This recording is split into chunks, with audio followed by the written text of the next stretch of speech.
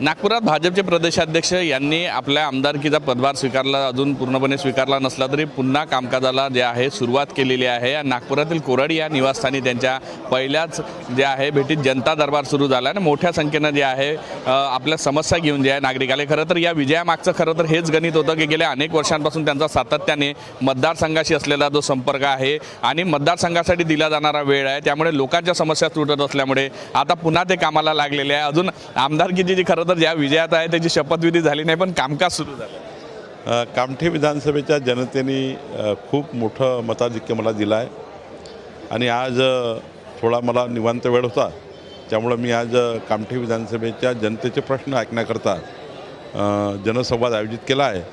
3 वाजेपर्यंत मी जनसंवाद ठेवलेला आहे।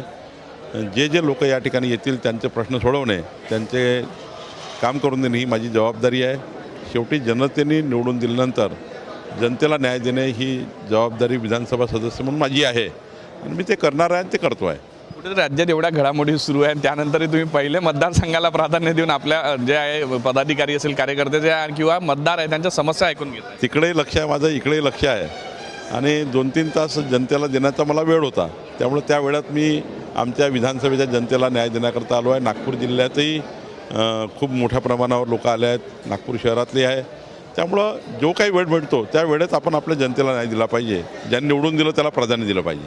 कुठेतरी जनतेची मागणी आहे की देवेंद्र फडणवीस पुन्हा मुख्यमंत्री झाले पाहिजे, त्या पद्धतीनं कशा हालचाली सुरू आहे, केव्हापर्यंत हा सगळा निर्णय होईल असं वाटतं? नाही, लवकरच निर्णय होईल। आमचं केंद्रीय नेतृत्व आणि आमचे तिन्ही नेते बसतील आणि मला वाटतं लवकरच निर्णय होईल। शेवटी निर्णय घेताना राज्याचा इतकं मोठं सरकार आहे, 14 कोटी जनता आहे, त्याच्या हिताचं सरकार, परफॉर्मिंग सरकार आणि सोबतच मग आपले तिन्ही नेत्यांचं एकमत, त्यानंतर त्यांच्या कोण मंत्री शपथ घेणार आहे, कोणते मंत्रालय कोणाकडे असणार आहे, कुठले पालकमंत्री कोणाकडे असणार आहे, या सर्व गोष्टीचा विचार करावा लागतो। सरकार म्हणजे काही एकदम मुख्यमंत्री शपथ घेतली म्हणजे नाही, पण बाकी सर्व गोष्टीचा विचार करावा लागतं ना।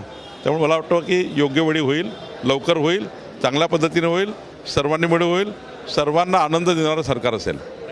जनतेने कौल दिलाय, मात्र विरोधक आता ईव्हीएमवर पुन्हा आरोप करायला लागले। ईव्हीएमसाठी आंदोलन उभारू असं बोलतायत, काय नेमकं चालू आहे या विरोधकांच्या मनात? एप्रिल-मे महिन्यात लोकसभेच्या निवडणुकीत तुम्ही जिंकले, महाविकास आघाडी जिंकली, 31 लोकसभा खासदार निवडून आले महाविकास आघाडीचे, तेव्हा का नाही बोलले ईव्हीएम? नांदेडमध्ये त्यांचा खासदार निवडून आला परवा 23 तारखेला उपनिवडणुकीमध्ये, तेव्हा ईव्हीएम का नाही बोलले? त्यांचे जे आमदार निवडून आले 45, त्यांना ईव्हीएम लागू नाही आहे आणि जिथे भाजपा जिंकली, महायुती जिंकली, तिकडे ईव्हीएम खराब आहे। आत्मपरीक्षण केलं पाहिजे, जनतेमध्ये गेलं पाहिजे, विचारलं पाहिजे काय चूक झाली, काय झाली, जनतेमध्ये जाऊन विचारलं पाहिजे। आता नाना पटोले 206 मतांनी जिंकले, त्यांनी जनतेमध्ये गेलं पाहिजे, विचारलं पाहिजे गावागावात कशामुळे हारलो आहे, काय चूक झाली असेल त्यांच्याकडनं म्हणून हारले आहेत। त्यांनी काही 2.5 वर्ष उद्धव ठाकरे सरकारमध्ये काही चुका केल्या आहेत, त्यानंतर लोकसभा निवडणुकीत चुका केल्या आहेत, लोकसभा निवडणुकीत खोटारडेपणा केला, तो खोटारडेपणा अंगावर आला आणि म्हणून ते हरले आहेत। त्यामुळं खरं तर ही निवडणूक आम्ही विश्वासाने जिंकली आहे, जनतेचा विश्वास आमच्या पाठीशी आहे। पुढचे 5 वर्ष डबल इंजिन सरकार महाराष्ट्रात काम करेल जनतेला वाटतं, म्हणून मत लोकांनी मतं दिलं आहे।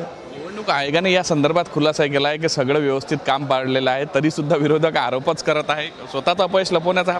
त्यांनी हरले का ते ईव्हीएम दाखवतात, जिंकले का आम्ही जिंकलो, हरले तर ईव्हीएममुळे दोष देतात। त्यामुळं जनतेने जो न्याय दिला, जनतेने तुम्हाला जे मॅन्डेट दिलं ते स्वीकारलं पाहिजे। आम्ही कसं स्वीकारलं? आम्ही 31 जेव्हा लोकसभा हरलो तेव्हा स्वीकारलं ना आम्ही जनतेचा न्याय, जनतेचा निर्णय स्वीकारला। आता आम्ही जनतेचा निर्णय आम्ही घेतला, जनतेनं न्याय आम्हाला दिला आहे, आम्ही काम करू। त्यामुळं आत्ता कुणावर दोषारोप करण्यापेक्षा आत्मपरीक्षण करून पुढे जाणे।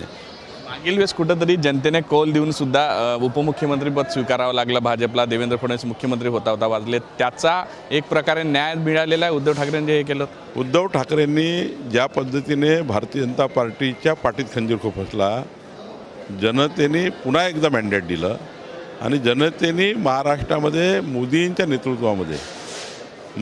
नेतृत्वामध्ये जे केंद्र सरकार राज्य सरकार योजना करतं त्याला जनतेने मान्य केलं, जनतेने विकास स्वीकारला, जनतेने डबल इंजिन सरकार या राज्याचं भलं करू शकतं, राज्याचं ही डबल इंजिन सरकारमध्ये आहे, केंद्र सरकार राज्य सरकार मिळूनच महाराष्ट्र पुढे नेऊ शकतं, म्हणून जनतेने मॅन्डेट दिला आहे। तुम्ही कामाला लागले हेच खरं विजयाचं गणित. हेच विजयाचं गणित असतं. ज्या दिवशी आपण जिंकतो दुसऱ्या निवडणुकीची तयारी त्या दिवशीपासून करावी लागतं. ज्या दिवशी तुम्ही जिंकता, ज्या दिवशी तुम्ही निवडून येता त्या दिवशीपासून पुढच्या निवडणुकीची तयारी करावी लागतं, तर पुढची निवडणूक जिंकता येतं. भाजपचे प्रदेशाध्यक्ष चंद्रशेखर बावनकुळे ज्यांनी आपला पदभार स्वीकारलेला नाही अद्याप, तरी मात्र जनतेमध्ये आपलं काम सुरू केलेलं आहे आणि हेच विजयाचं गणित असतं. त्यामुळे विरोधकांनी ईव्हीएमला दोष देण्यापेक्षा काम सुरू करावं अशा पद्धतीचा सल्लाही आहे तो विरोधकांनी दिला आहे. व्हिडिओ जर्नलिस्ट अशांत रंगारीसह पराग डोबडे, साम टीव्ही न्यूज, नागपूर. देश विदेशातील प्रत्येक घडामोडींचे लाईव्ह अपडेट मिळवण्यासाठी आता साम टीव्हीच्या सर्व सोशल मीडिया प्लॅटफॉर्मला लाईक, फॉलो आणि सबस्क्राईब करा. तसंच सर्व नोटिफिकेशनसाठी बेल आयकॉन प्रेस करायला विसरू नका.